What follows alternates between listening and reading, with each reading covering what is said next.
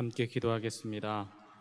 사랑의 주 하나님, 주께서 주신 오늘 주님께 찬양하며 나아갑니다. 오늘 예배드리는 동안 더욱 주님 가까이 다가와 주시고 주님의 사랑과 은혜 더욱 누리게 하여 주시옵소서. 우리의 상황이 어려울지라도 우리의 마음이 힘이 들지라도 오직 주님만 바라보며 나아가게 하여 주시옵소서. 사랑이 많으신 우리 주 예수 그리스도의 이름으로 기도드립니다. 아멘. 찬송가 210장 함께 찬송하겠습니다.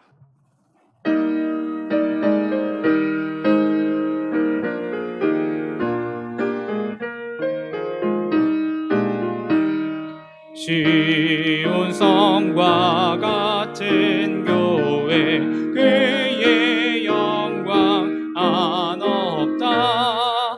허락하신 말씀대로 주가 친히 세웠다.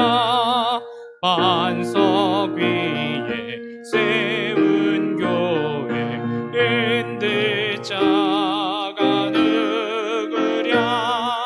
모든 원수의 워싸도 아무 근심 없도다. 생명샘이 솟아나와 모든 성도 마시니 언제든지 흘러넘쳐 부족함이 없도다. 이런 물이 흘러가니 목마를 자 누구랴. 주의 은혜 풍족하여 넘치고도 넘친다. 주의 은혜 내가 받아 시온 백성 되는데 세상 사람 비방해도 주를 찬송하리라.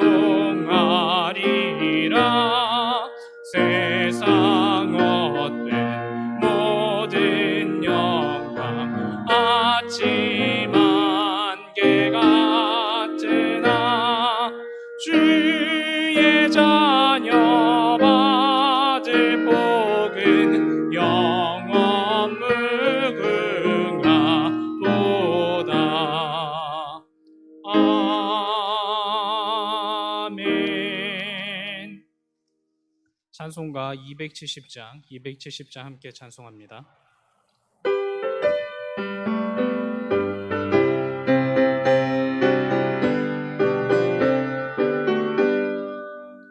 변찮는 주님의 사랑과 거룩한 보혈의 공로를 우리 다 찬양을 합시다. 주님을 만나볼 때까지 예수는 우리를 깨끗게 하시는 주시니 그의 피 우리를 눈보다 더 이게 하셨네. 우리를 깨끗게 한 피는 무궁한 생명의 물일세. 생명의 구원을 받은 자 하나님 찬양을 합시다. 예수는 우리를 깨끗게 하시는 주시니 그의 피 우리를 눈보다 더 이게 하셨네. 주님의 거룩한 보혈을 날마다 입으로 간증해 담대히 싸우며 나가세. 천국에 들어갈 때까지 예수는 우리를 깨끗게 하시는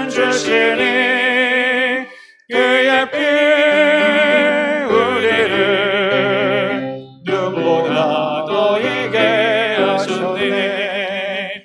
십자가 단단히 붙잡고 날마다 이기며 나가세.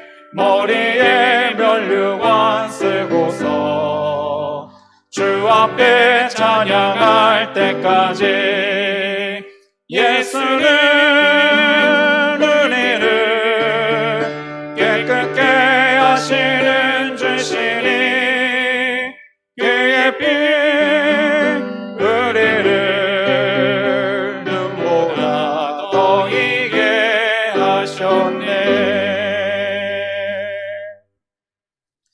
2020년 8월 23일 주일 저녁 찬양 예배를 하나님께 올려드리도록 하겠습니다. 우리 다 같이 사도신경으로 우리의 신앙을 고백하겠습니다. 전능하사 천지를 만드신 하나님 아버지를 내가 믿사오며 그 외아들 우리 주 예수 그리스도를 믿사오니 이는 성령으로 잉태하사 동정녀 마리아에게 나시고 본디오 빌라도에게 고난을 받으사 십자가에 못 박혀 죽으시고 장사한 지 사흘 만에 죽은 자 가운데서 다시 살아나시며 하늘에 오르사 전능하신 하나님 우편에 앉아 계시다가 저희로서 산 자와 죽은 자를 심판하러 오시리라.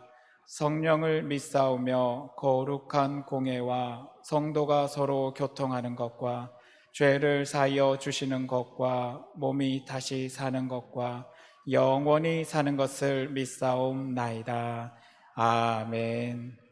우리 찬송가 384장 나의 갈 길 다가도록 함께 찬양하시겠습니다.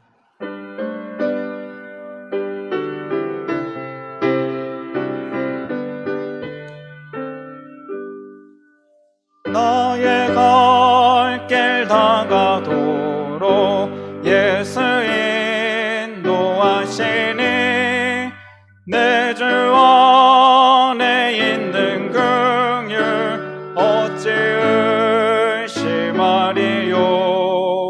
믿음으로 사는 자는 하늘 위로 받겠네. 무슨 일을 만나든지 만사 영통하리라. 무슨 일을 만나든지 만사 영통하리라. 나의 갈 길 다가도록 예수 인도하시니 어려운 일 당한 때도 족한 은혜 주시네. 나는 심히 고난하고 영혼 매우 가라나 나의 앞에 반석에서 샘물 나게 하시네. 나의 앞에 반석에서 샘물 나게 하시네.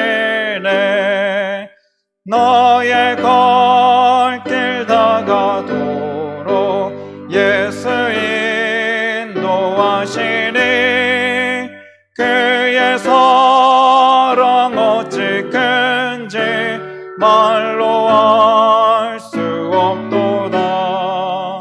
성령 감화 받은 영혼 하늘 날아갈 때에 영영 부를 나의 찬송 예수 인도하셨네. 영영 부를 나의 찬송 예수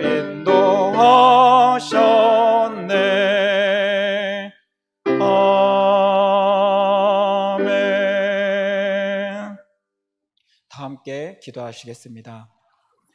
사랑의 하나님 감사드립니다. 팬데믹의 상황 속에서도 비록 함께하지 못할지라도 영상을 통해서라도 아버지 앞에 예배드리며 나갈 수 있는 은혜를 허락하여 주심을 너무나 감사드립니다.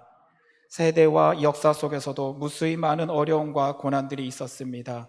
그 어려움 속에서도 하나님의 사람들을 아버지께서는 지켜주셨습니다. 우리가 그 믿음을 품고 희망을 품으며 이 역경을 온전히 이겨나갈 수 있기를 원하오니 한국교회와 세계 가운데 다시금 새로운 희망들이 일어나게 하여 주시고 이 땅 가운데 교회들이 그 새로운 희망을 감당하는 역할을 잘 해 나갈 수 있도록 주님 도와주시옵소서. 그러나 오늘날 우리의 모습은 정말로 이 땅 가운데 희망을 모습을 보여주어야 하지만 너무나 많은 교회들이 세상 가운데 지탄받고 있는 모습들을 드러내고 있습니다. 행여나 우리의 무지와 아집으로 인하여 우리의 사랑하는 교회가, 아버지의 몸된 교회가 아버지 세상으로부터 지탄받게 되었다면 주님 불쌍히 여기사 용서하여 주시고 다시금 우리의 본 사명들을 감당해 나갈 수 있도록 사랑하는 이 땅의 교회들을 지켜주시고 붙잡아 주시옵소서. 이 시간 주의 말씀을 통해 새로운 환경 속에 우리가 가져야 될 신앙적 관점에 대해서 함께 나누고자 합니다. 나눠지는 모든 말씀 가운데 아버지의 마음이 있게 하시고 부활의 생명 되신 예수 그리스도의 능력을 붙잡게 하여 주시고 그 모든 상황 속에서 성령 하나님 함께 하여 주사 이 땅 가운데 교회가 교회되는 모습을 온전히 회복할 수 있도록 주님 함께 하여 주시옵소서. 특히 영상을 통하여 아버지 앞에 예배드리며 나아가는 사랑하는 우리 창동교회 성도님들의 그 예배 현장 속에 함께하여 주사 온전히 마음을 다하여 드리는 예배를 기쁘게 받아주시고 사랑하는 우리 성도님들이 함께 모여 다시 예배드리는 그날까지 온전히 아버지의 보호하심 가운데 평안을 누릴 수 있도록 은혜 허락하여 주시옵소서. 모든 것에 감사드리며 살아계신 우리 주 예수 그리스도의 이름으로 기도드립니다. 아멘.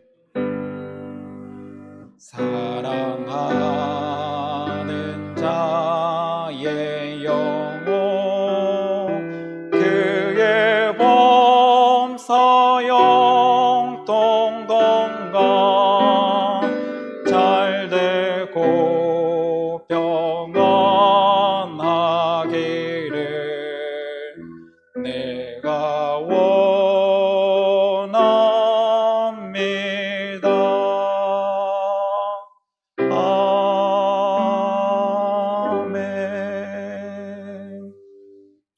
오늘 우리에게 주시는 하나님의 말씀은 구약성경 예레미야 29장 4절에서 14절까지 말씀입니다.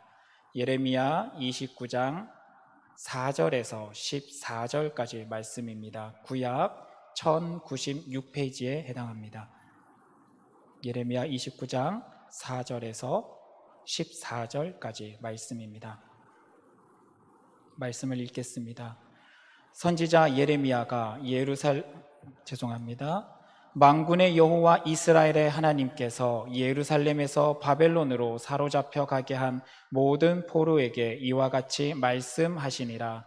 너희는 집을 짓고 거기에 살며 텃밭을 만들고 그 열매를 먹으라. 아내를 맞이하여 자녀를 낳으며 너희 아들이 아내를 맞이하며 너희 딸이 남편을 맞아 그들로 자녀를 낳게 하여 너희가 거기에서 번성하고 줄어들지 아니하게 하라.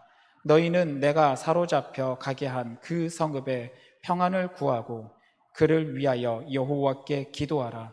이는 그 성읍이 평안함으로 너희도 평안할 것임이라. 만군의 여호와 이스라엘의 하나님께서 이와 같이 말하노라.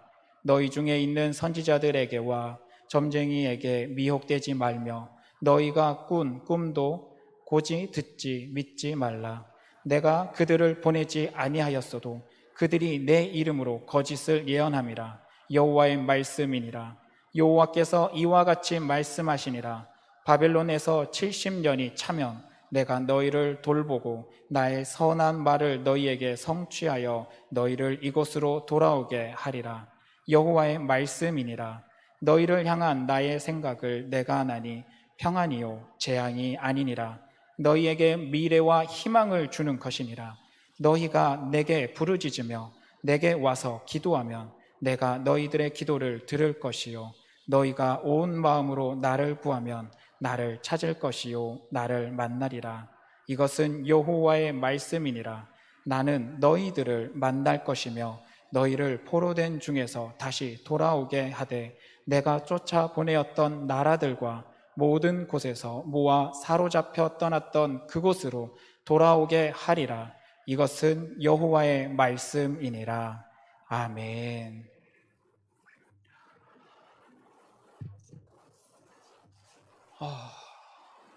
이 자리에 서게 되면은 우리 성도님들이 함께 이 자리에 가득 앉아서 함께 말씀을 나누고 찬양을 하고 기도하며 나갔는데, 이 자리 가운데 함께 하지 못하고 영상을 통해서만이 만날 수 있다는 사실이 너무나 마음이 아프고 힘듭니다.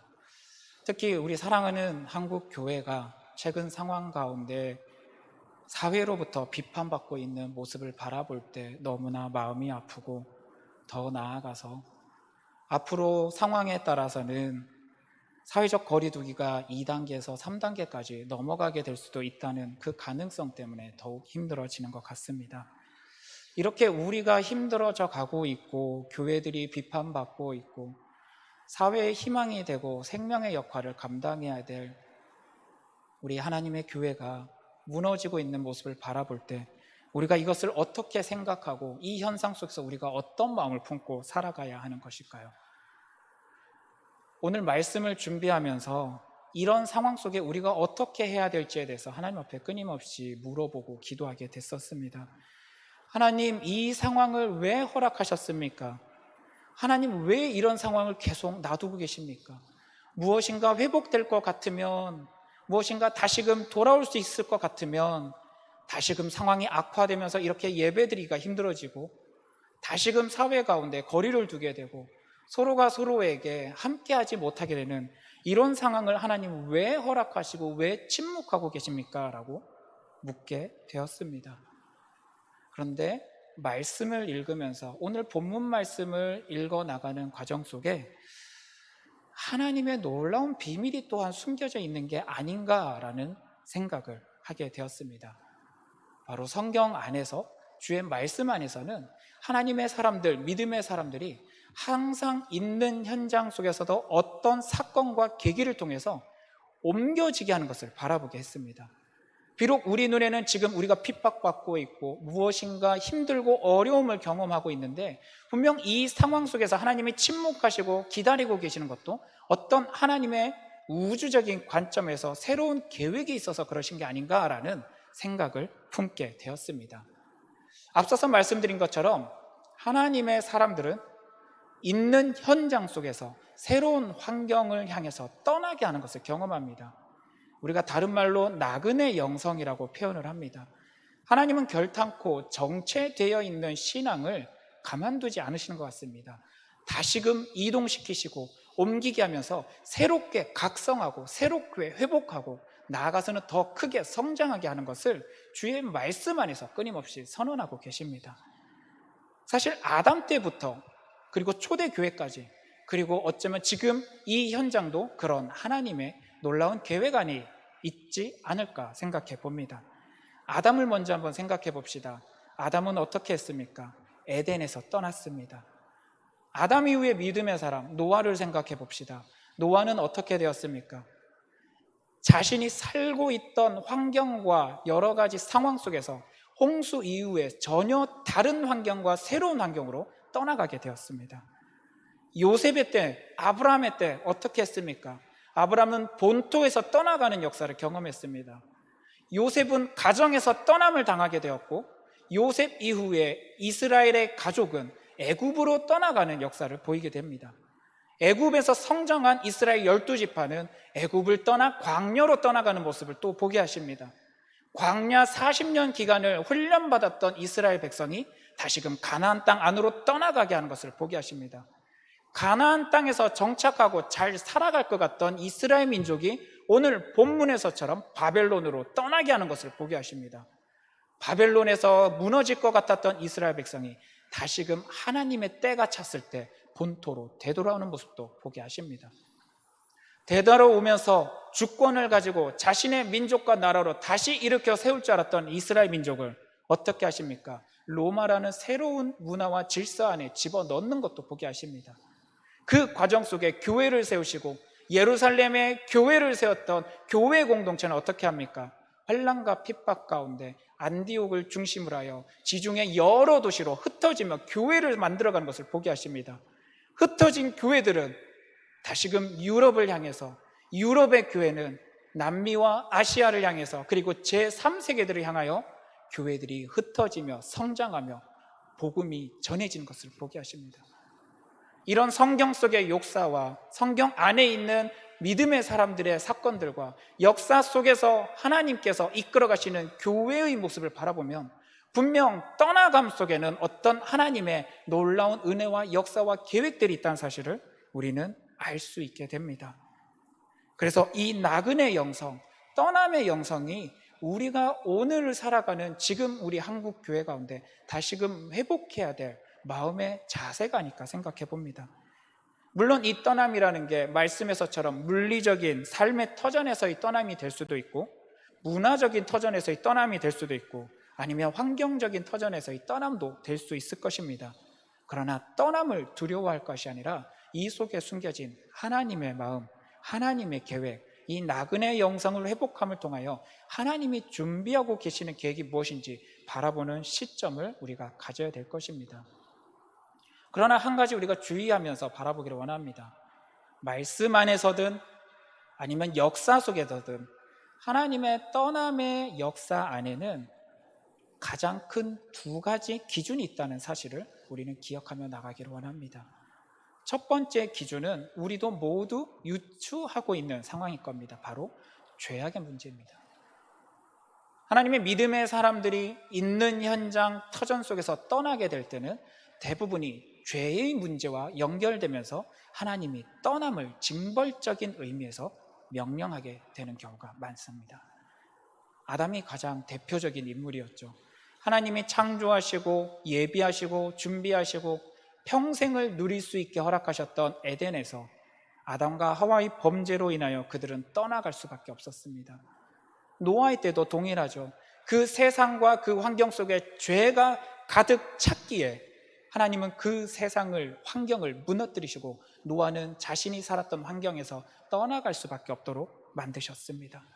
이와 같이 죄의 문제가 하나님의 사람들, 믿음의 사람들을 떠나게 만드는 것, 오늘 본문 말씀에서 이스라엘 백성도 그들 중에는 분명 믿음의 사람들이 있었고 하나님 앞에 올바른 신앙의 사람들이 있었음에도 불구하고 그 공동체 안에 죄악이 가득 차 있었고 하나님을 배신하는 모습을 보였었고 그 안에 자신들의 우상 숭배와 하나님을 멀리하고 그 주권을 버렸었던 이스라엘 민족의 죄악의 문제가 있었기 때문에 그들은 하나님이 허락하신 땅에서 쫓겨나는 수모를 당할 수밖에 없었습니다. 이것이 떠남의 영성 가운데 있는 첫 번째 원인의 모습입니다. 혹시 오늘을 살아가고 있고 지금 사회로부터 지탄받고 있는 우리 한국교회 가운데 이런 하나님의 책망의 모습은 없습니까? 어쩌면 우리가 지금 이렇게 힘들고 어려운 이 손가락질 받을 수밖에 없었던 모습 속에 숨겨져 있었던, 아니 공공연하게 드러나 있었던 한국 교회의 하나님으로부터 책망받을 수밖에 없는 모습들이 어쩌면 우리가 이전의 환경에서 떠나갈 수밖에 없는, 내쫓김 받을 수밖에 없는 환경으로 이끌고 있는 게 아닌가 생각해 봅니다. 이것은 분명 하나님의 따끔한 징벌이지만 하나님의 나그네 이 영성 가운데서는 또 하나의 특징이 있다는 것이 우리에게 희망이 되어주는 것 같습니다. 그것은 바로 그들이 그 있는 환경 그 자체에서 벗어나야 될 필요성이 있을 때 하나님이 옮기셨다는 것입니다. 꼭 죄악의 문제로 인해서 징벌로서 그들을 떠나게 한 것뿐만이 아니라 그 환경을 떠날 필요성이 있었고 하나님의 사람을 보호하고 지키고 더 나아가서는 성장하게 하기 위해서는 그 환경을 반드시 떠나야 했기 때문에 하나님이 몰아내시는 경우도 말씀 안에서는 얼마든지 있습니다. 아담은 에덴에서 쫓겨나야 했습니다. 그러나 쫓겨났기에 온 인류가 번창해 나가기 시작합니다. 노아는 있는 환경에서 쫓겨날 수밖에 없는 상황이었습니다. 그럼에도 불구하고 방주로 보호하셨고 그를 통하여 그의 가족을 통하여 다시금 인류가 번성해 나가게 되는 새로운 경험을 하게 됩니다. 아브라함은 어떻습니까? 자신의 본토 갈대아 지역 수많은 신들이 있었고 수많은 문화가 발전되어 있었던, 그러나 그렇기에 하나님을 멀리하고 죄악이 가득했던 그 땅에서 떠나게 하심을 통하여 믿음의 사람들의 계보를 이어가게 하시는 하나님의 놀라운 역사를 경험하게 하십니다. 애굽으로 들어간 이스라엘 백성은 어떻습니까? 이스라엘 야곱의 가족이 들어갔음에도 불구하고 하나의 족장과 그 집단이 들어가는 그들이 하나의 국가 단위의 민족으로 번성하게 하는 것을 경험하게 하십니다. 광야로 쫓겨났던 이스라엘 민족, 그러나 그 광야의 시간은 약속의 땅을 쟁취할 수 있는 훈련의 시간이었고, 그 시간을 통하여 광야 교회가 율법을 몸에 새겨놓고 하나님의 말씀을 따르는 삶을 훈련받을 수 있는 기회가 되었습니다. 가나안 땅에 들어가서, 약속의 땅에 들어가서 온전히 하나님을 예배드리는 삶을 살 수 있는 경험을 하게 하셨습니다. 그리고 오늘 본문 말씀에서 다시금 바벨론으로 쫓겨나게 되는 이 상황 속에서도 하나님의 숨겨진 놀라운 비밀이 이 안에 숨겨져 있었습니다. 하나님은 나그네 영성의 모습을 보여주실 때, 하나님의 백성들을 쫓겨나게 만들 때는 단순히 죄악뿐만이 아니라 하나님의 놀라운 계획을 함께 예비하시고 보내신다는 사실을 우리는 기억하며 나가기를 원합니다. 그러나 문제는 하나님은 이런 계획을 품으셨고 이런 마음을 품으셨을지라도 그것을 경험하게 되는, 그 일을 경험하는 사람들의 태도에서 너무나 극렬하게 달라지는 모습을 보게 됩니다. 이 경험을 할 때 우리는 어떤 마음과 어떤 자세를 품어야 될까요? 하나님이 이렇게 떠나게 함을 경험할 때 사람들의 반응은 사실 두 가지 반응으로 나눠집니다. 믿음의 사람의 반응과 불신의 사람의 반응으로 나눠집니다. 믿음의 사람들은 이런 하나님의 떠남을 명령받았을 때 어떤 과정을 통해서 그들이 하나님의 말씀을 순종해 나갈까요? 먼저는 그들은 이 명령이 누구의 명령인지를 알아갑니다. 그 믿음의 사람들은 하나님의 명령이라는 사실을 알았을 때, 세상에 그 무엇이 아닌 하나님의 명령이라는 사실을 알았을 때는 그 명령을 받아들입니다. 받아들임으로 끝나는 게 아니라 받아들였기 때문에 순종해 나가게 됩니다. 순종해 나감을 통하여 끝나는 게 아니라 더 나아가서는 진취적으로 쟁취하고자 하는 모습을 보입니다. 성경 속에서 가장 대표적인 모습이 여호수아와 갈렙이 있을 겁니다. 가나안 땅을 향해서 정복해 들어가라라는 하나님의 명령이 떨어졌을 때, 그들이 그 땅을 정탐하고 왔을 때 그들은 우리에게 허락하신 하나님의 명령의 땅, 약속의 땅을 우리는 쟁취할 수 있다라고 선언하며 나갔고, 그들은 그들의 선언대로 하나님의 약속을 허락받는 것을 보게 됩니다. 갈렙의 고백 우리도 잘 알고 있습니다. 이 산지를 내게 주소서. 믿음의 사람은 누구의 명령인지 알고 받아들이고 순종하면 더 나아가서는 그 땅을 쟁취하기 위해서 몸부림쳐 나가게 됩니다. 물론 때로는 믿음의 사람과 불신의 사람을 떠나서 자신의 의지와 상관없이 하나님의 떠밀림을 받게 되는 경우도 있습니다. 그러나 그런 상황 속에서도 얼마든지 하나님의 사람들은 다시금 마음을 붙잡고 그 상황을 이겨낼 수 있는 모습을 우리에게 보여주고 있습니다. 그러나 불신의 사람들의 모습은 전혀 다른 모습을 보입니다. 하나님의 명령이 떨어졌을지라도 어떻게 합니까? 거부합니다. 그것을 농담으로 여기고 거짓으로 여깁니다. 심지어 그들이 쫓겨나게 되었을 때 다시금 회개하고자 몸부림칩니다. 불평하며 거짓을 외치며 나가며 자신들의 이득을 위하여 거짓된 예언을 선포하며 나갑니다. 아브라함 시대의 롯의 가정, 천사들이 와서 소돔과 고모라를 멸망시킬 거라고 예언했을 때도 롯의 가족 중에서 딸들과 결혼하게 될 사위들은 이 말을 농담으로 여기고 거부해버립니다. 광야 이스라엘 백성들, 애굽에서 출애굽시키신 하나님의 은혜를 경험했음에도 불구하고 삶이 힘들어지고 어려워지니까 되돌아가자라고 외치는 자들이었습니다. 더 나아가서 그들은 모세와 그들이 이끌어낸 하나님을 불신하며 불평하며 끊임없이 하나님 앞에 원망을 쏟아냈었습니다. 그리고 오늘 본문 말씀 바로 앞부분에 28장 말씀에서는 거짓된 예언을 통하여 쫓겨남이 하나님의 명령이 아니고 그들이 다시금 되돌아올 것이라며 거짓된 예언을 외치는 거짓 선지자들의 모습도 보여주고 있습니다. 사실 오늘 본문 말씀에 해당하는 이 역사적인 배경에는 유다 왕 시드기야 왕 시기로 이미 1차, 2차 포로들이 끌려가 있었던 상황입니다. 끌려가 있었던 포로들의 상황을 알고 있고 아직까지 유대 본토가 살아있었기 때문에 언젠가는 그 포로로 끌려간 이스라엘 백성이 하나님의 은혜로 되돌아올 것을 믿고 나갔고 또한 그런 말씀들을 선포하던 사람들이 가득했던 시기입니다. 우리 28장 15절에서 17절 말씀 한번 같이 보기를 원합니다. 15절 말씀입니다. 선지자 예레미야가 선지자 하나냐에게 이르되 하나냐여 들으라. 여호와께서 너를 보내지 아니하셨거늘 네가 이 백성에게 거짓을 믿게 하는도다.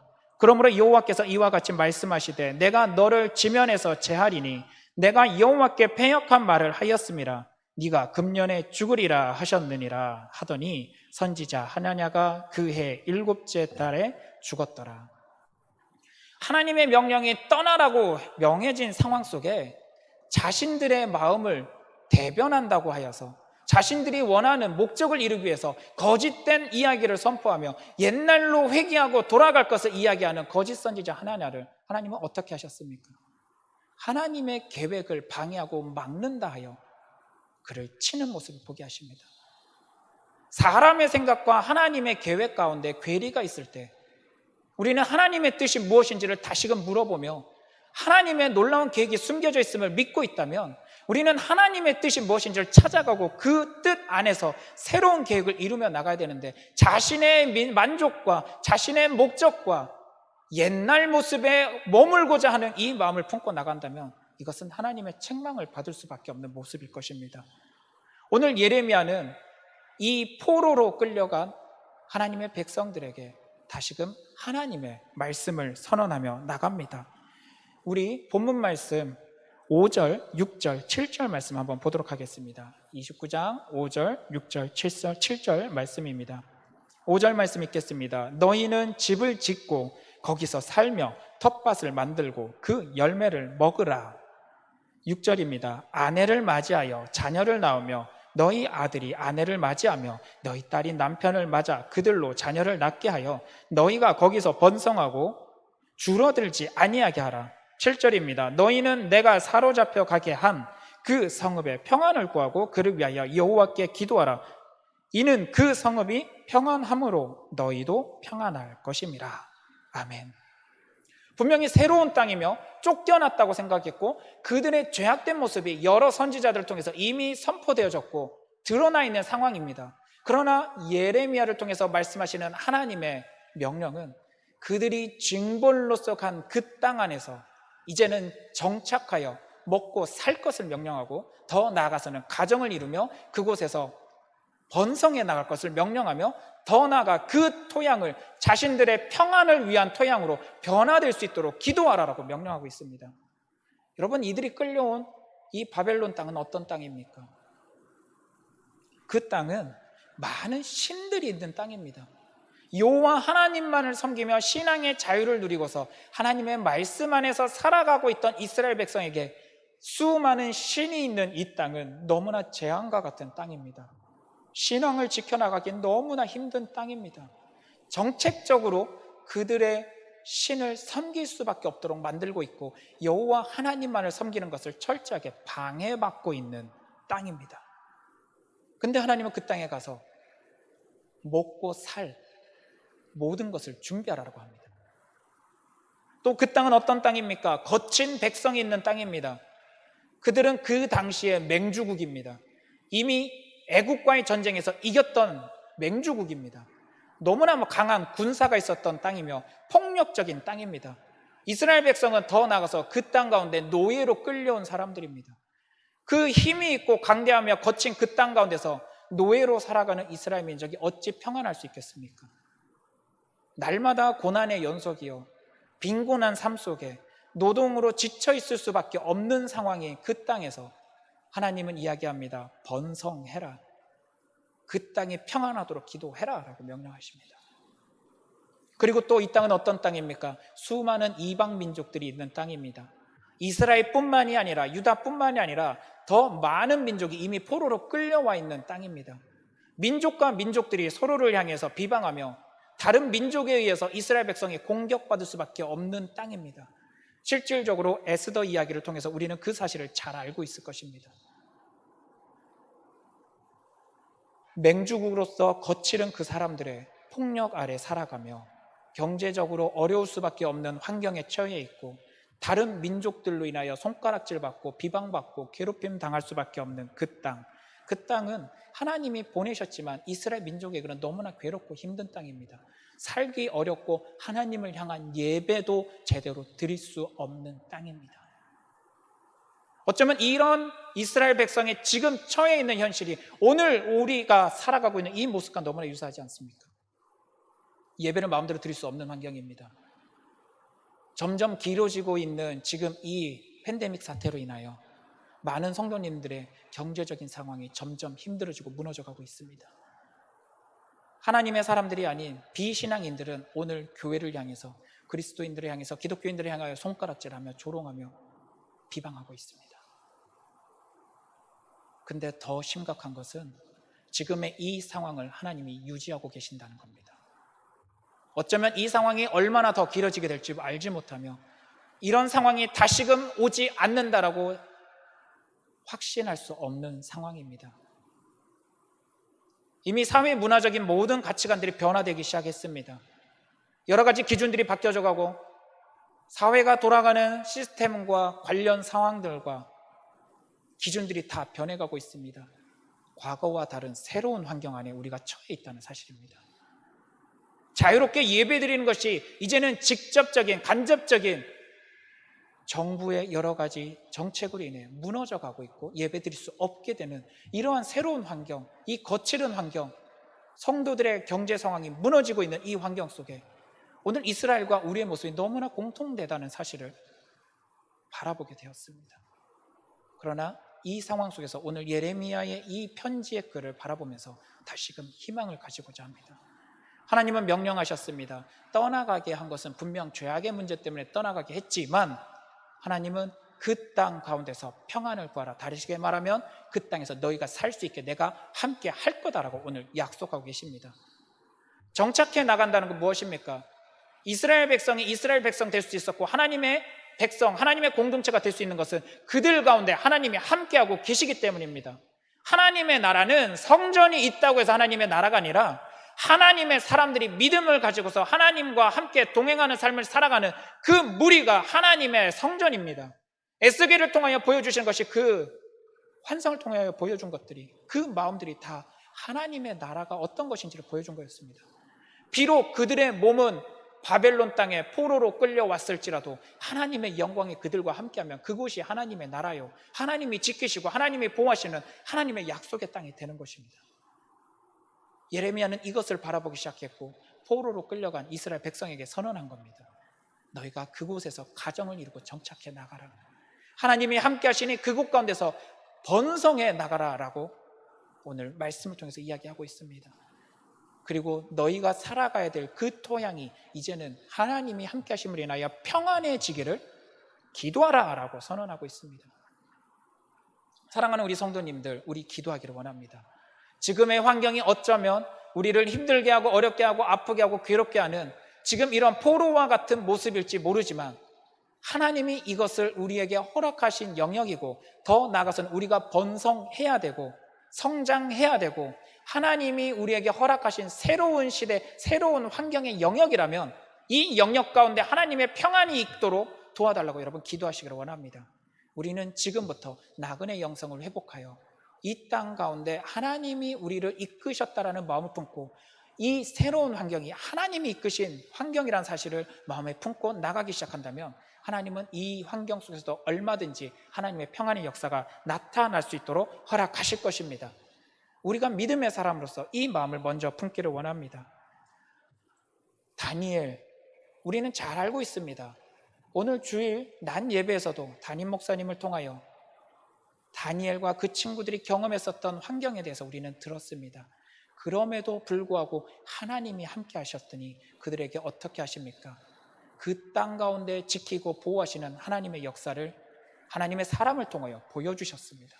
아무리 환경이 바뀌고 우리가 핍박받는 환경에 처하게 되고 전혀 다른 사회와 문화 속에 들어간다 할지라도 하나님의 사람들이 하나님과 함께하며 나간다면 분명히 그 상황 속에 하나님의 평안의 역사는 이루어 나가게 하실 것입니다. 직접적인 이민족으로 공격이 왔을 때 에스더와 모르드게를 통하여 하나님이 지키시고 보호하셨던 그 역사, 우리도 그 믿음의 역사를 바라보면서 나가기를 원합니다. 하나님은 말씀하십니다. 70년 하나님의 때 하나님이 그들에게 허락한 기간이 차면 그들은 다시금 되돌아올 것이라는 약속을 분명히 하십니다. 사실 그들의 입장에서도 70년이라는 시간은 너무나 긴 시간입니다. 어쩌면 그들이 하나님의 약속을 포기하고 잊어버릴 수도 있는 시기일지도 모릅니다. 우리가 옛날의 모습으로 되돌아가기 위해서 이렇게까지 오래 있어야 됩니까? 낙심할지 모릅니다. 그러나 하나님의 이 70년이란 때가 찰 때까지 이스라엘 백성을 이곳에 보낸 이유는 죄의 문제뿐만이 아니라 그들을 보호하기 위함이라는 사실도 기억하며 나가기를 원합니다. 오늘 본문이 있는 예레미야 말씀에서는 바벨론으로 끌려가는 것이 좋은 무화과를 보호하는 것과 같은 역할을 한다라는 본문 구절이 있습니다. 이스라엘 민족이 이 땅 가운데 와서 좋은 무화과로서 그들을 보호하게 하신다는 것, 지금의 이 환경이 우리 눈에는 우리를 핍박하고 우리를 괴롭히고 우리가 무너질 수밖에 없게 만들고 많은 하나님의 사람들이 신앙을 잃어버리게 만드는 환경과 같아 보일지라도 여러분 기억하시기 바랍니다. 새로운 환경이 오고 새로운 상황이 처했을 때 옛날의 모습에 머물러 있으면 우리는 새로운 환경을 적응해 나갈 수 없게 될 것입니다. 하나님이 이스라엘 백성을 광야 40년 돌릴 수밖에 없던 것도 가나안이라는 그 매서운 땅 안에서 전쟁하며 승리할 수 있도록 훈련시키기 위한 기간이었다는 사실을 기억하기를 원합니다.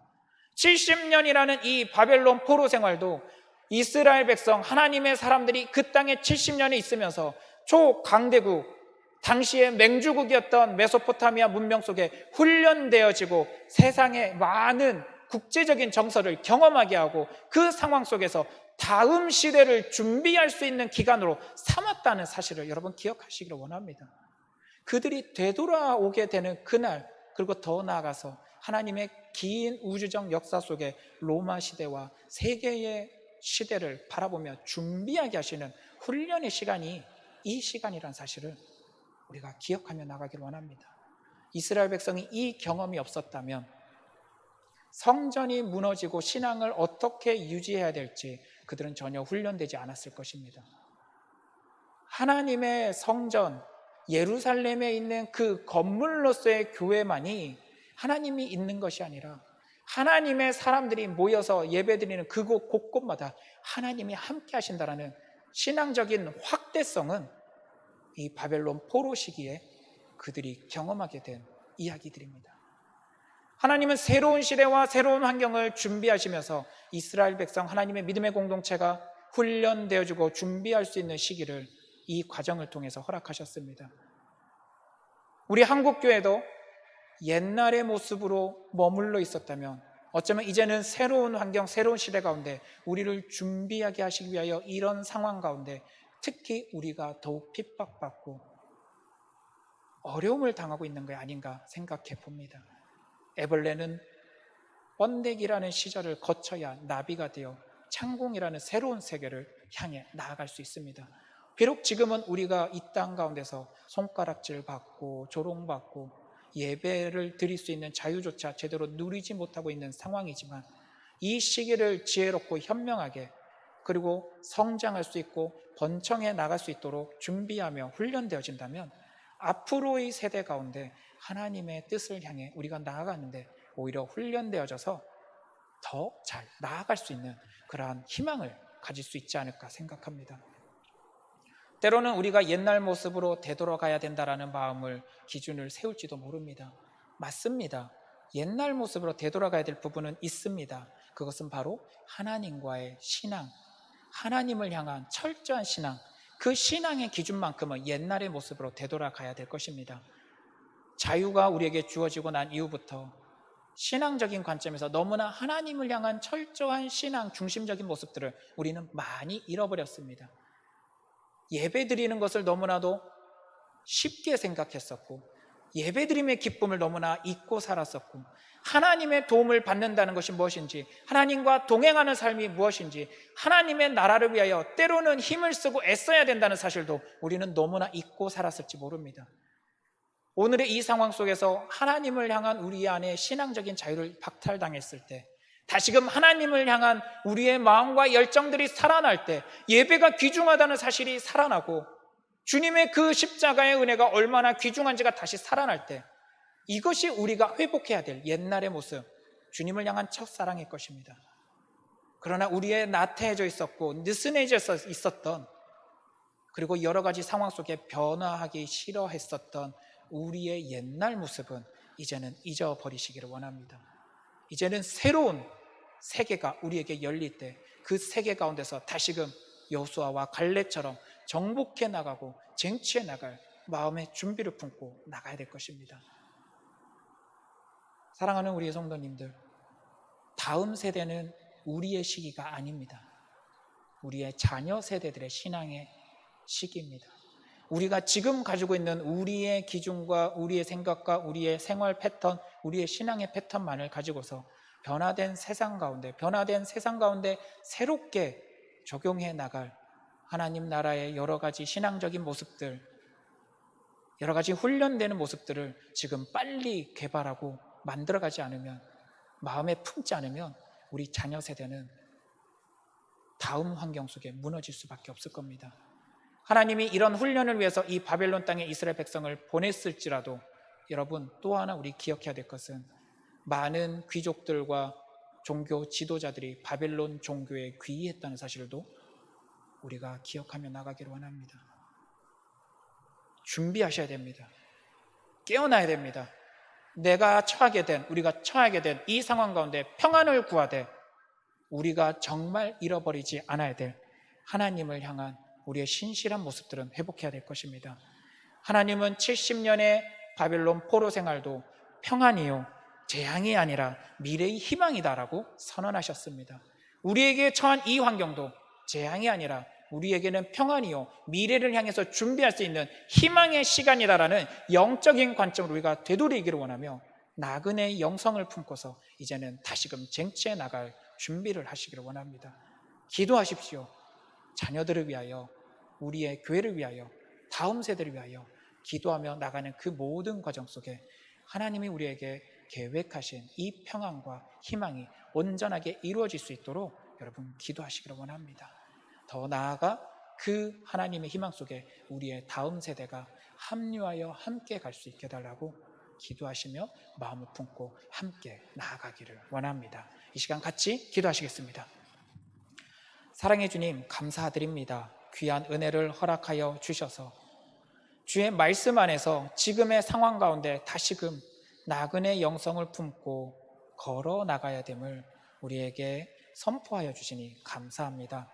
비록 지금은 힘들고 어려운 핍박의 시기라 생각될지 몰랐지만, 그러나 그 속에 숨겨진 하나님의 계획이 있다는 사실을 믿음으로 받아들이고 다시금 그 다음 시기를 향하여 쟁취하고자 나가는 모든 모습 속에 하나님께서 허락하신 믿음의 영역을 온전하게 받아들일 수 있는 사랑하는 우리 창동교회가 될 수 있도록 우리 성도님들과 우리 교회를 지켜보호하여 주시옵소서. 모든 것에 감사드리며 살아계신 우리 주 예수님 이름으로 기도드립니다. 아멘.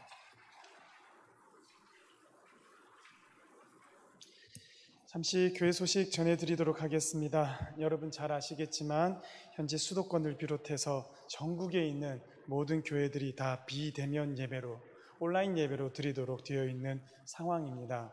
그래서 우리 교회는 현재 문이 닫혀 있는 상황인데요. 여러분, 이 기간 중에도 계속해서 예배는 이곳에서 드려지게 되고요. 성도님들 함께 할 수는 없지만 이곳에서 그 시간에 드려지는 예배가 실시간으로 또 영상으로 그 이후에 계속해서 올라가게 될 예정입니다. 오늘 지금 현재 드리고 있는 것이 주일 저녁 예배, 주일 저녁 7시입니다. 매일 새벽 예배는 오전 5시, 월요일부터 토요일까지, 또 주일에는 새벽 예배의 영상이 올라가게 됩니다.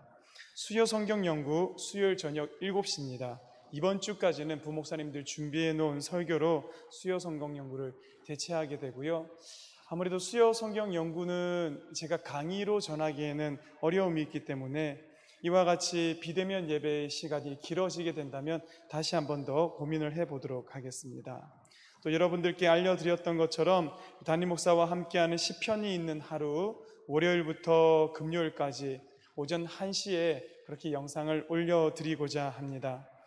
여러분, 이 모든 것들을 통해서 이 기간 동안에 건강도 잘 지키시지만 또 우리 신앙의 건강함을 잘 유지하기를 바라고, 어떻게든 믿음을 붙들고 이 시간을 잘 지나갈 수 있는 우리 모든 성도들 되게 하기 위해서 저희들이 할 수 있는 최선을 다하려고 합니다.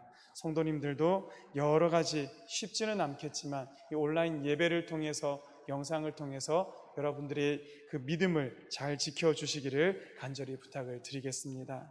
또한 아울러서 성도님들 이 기간 중에 건강, 또 방역 철저, 여러분의 그 주변들을 잘 돌아보시면서 건강한 모습으로 다시 뵙는 그날까지 여러분들의 건강을 잘 지켜주시기를 부탁을 드리겠습니다. 이제 말씀을 생각하면서 찬양 평안을 너에게 주노라, 세상이 줄 수 없는, 세상이 알 수도 없는 평안, 우리 함께 찬양하겠습니다.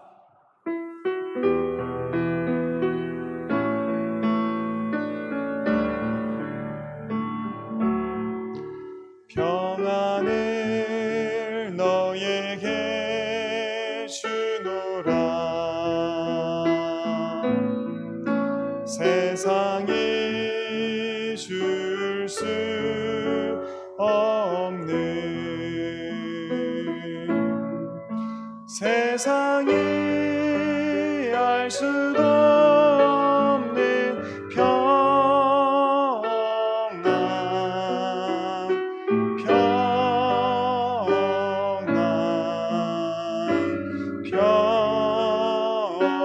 평안, 평안을 내게 주노라, 사랑을 너에게 주노라, 사랑을 너에게 주노라, 세상이 줄 수 없는, 세상이 줄 수 없는, 세상이 알 수도 없는, 세상이 알 수도 없는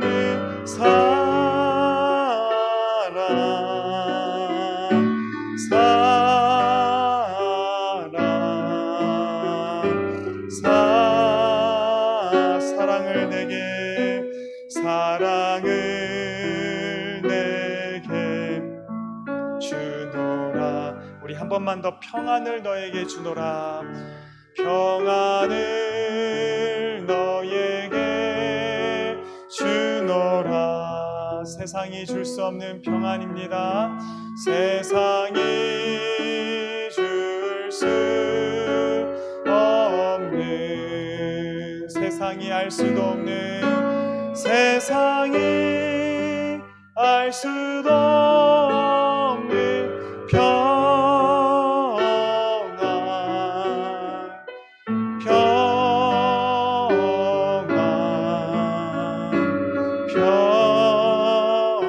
평안, 평안을 내게 주노라.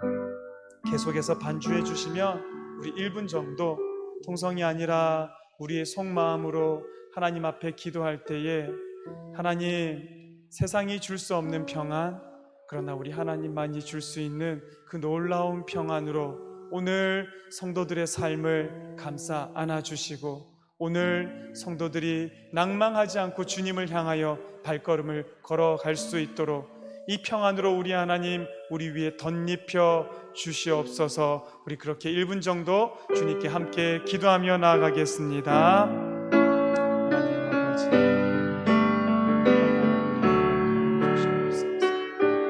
하나님 아버지, 세상에 줄 수 없으니, 세상에 없는 평안인데, 그러나 우리 하나님 아버지께 우리 하나님만이 우리에게 허락하시고 하나님 그 평안함을 갈구하며 우리 아버지 앞에 왔사옵니다. 아버지, 세상의 시끄러운 소리들 가운데서 우리 아버지만을 보게 하여 주시옵소서. 우리 하나님 아버지만을 듣게 하여 주시옵소서. 아버지 주시는 평안으로 채워가게 하여 주시옵소서. 아버지의 주시는 그 평안을 돕게 하여 주시옵소서. 주를 만나고 영원하는 시간 되기를. 하나님 아버지, 감사합니다. 주일 저녁 예배로 우리를 기억나게 하여 주시고 하나님 아버지 앞에 나아가 아버지만이 주실 수 있는 평안을 구하게 하여 주심도 참 감사합니다. 하나님, 세상이 참 시끄럽고 혼란스럽습니다. 세상에 참 많은 소리들이 들려옵니다. 우리는 그 가운데 여호와 하나님의 음성에만 귀 기울이는 주님의 어린 양들이 되게 하여 주시옵소서.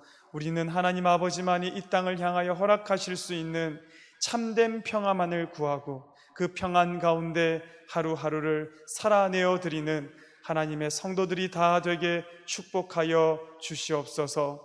코로나가 곳곳에 창궐하고 있습니다. 주님, 주께 속한 우리 창동교회 식구들의 건강을 책임져 주시기를 원하며 한국교회 성도들의 건강을 주께서 지키시기를 원하며 또한 이 땅의 백성들, 온 세계 만민들의 백성들의 건강을 주께서 지켜주시기를 원하오니 주여, 주님의 피조물들을 주께서 보호하여 주시옵소서. 건강하게 믿음 잘 지키며 이 어려운 시간을 지내다가 우리 다시 반가운 얼굴을 만나는 그날까지 주님의 보호함 가운데, 주님의 평안 가운데 하루하루를 걸어가는 모든 성도들 되게 축복하여 주시옵소서.